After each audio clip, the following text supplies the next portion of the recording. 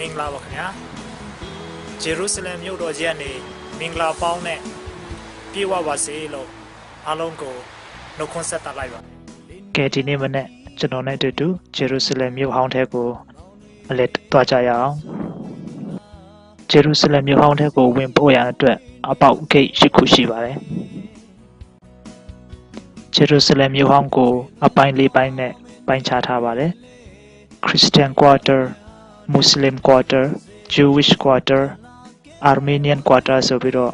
ရက်ွက်ကြီး၄ခုပိုင်းခြားထားပါတယ်အခုတွေ့မြင်ရတဲ့ gate ကတော့ New Gate ဖြစ်ပါတယ် New Gate ကနေဆက်သွားလိုက်ဆိုရင်ကျွန်တော်တို့အခု Damascus Gate ကိုရောက်မှာဖြစ်ပါတယ်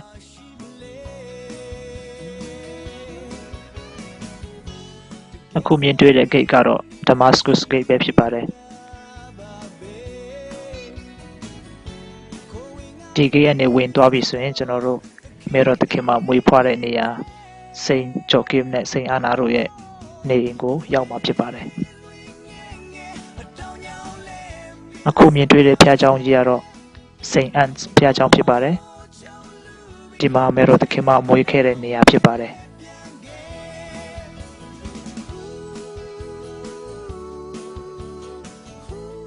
ဘုရားကျောင်းထဲ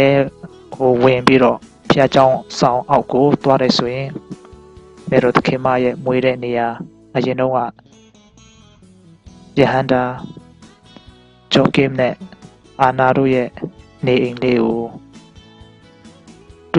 တွေ့မြင်ရမှာဖြစ်ပါတယ်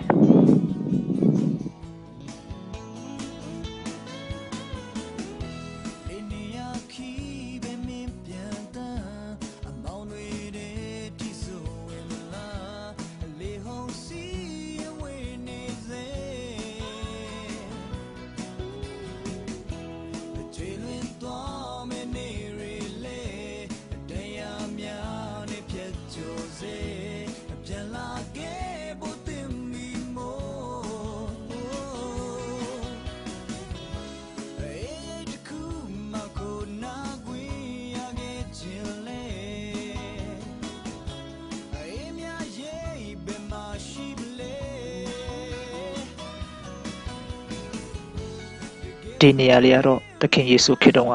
ရှိခဲ့တဲ့ဘက်ဆာဒါဆိုတဲ့ရေကန်လေးဖြစ်ပါတယ်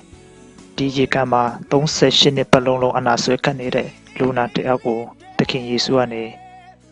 သူ့တကိုးတော်နဲ့ပျောက်ကင်းခဲ့တဲ့ယောဂပျောက်ကင်းအောင်ကုသပေးခဲ့တဲ့နေရာလေးပဲဖြစ်ပါတယ်ဒီအကြောင်းကိုရှင်ယောဟန်ခရစ်ဝင်အခန်းကြီး9မှာကျွန်တော်တို့ဖတ်ရှုနိုင်ပါတယ်ရေလှုပ်ရှားမဲ့အချိန်ကိုစောက်ပြီးတော့ရေကန်ထဲကိုဆင်းဖို့ရန်အတွက်စောင့်နေတဲ့လူနာတစ်ယောက်သခင်ယေရှုကနေအဲ့ဒီသူ့ရဲ့38နှစ်ပတ်လုံးဆွဲကပ်နေတဲ့ယောဂဝေဒနာကိုပျောက်ကင်းအောင်ကုသပေးခဲ့တဲ့နေရာလေးပဲဖြစ်ပါတယ်ဒီဟာစိန်အံဖျားချောင်းထဲမှာပဲဖျားချောင်းဝင်းထဲမှာပဲရှိတဲ့နေရာလေးပဲဖြစ်ပါတယ်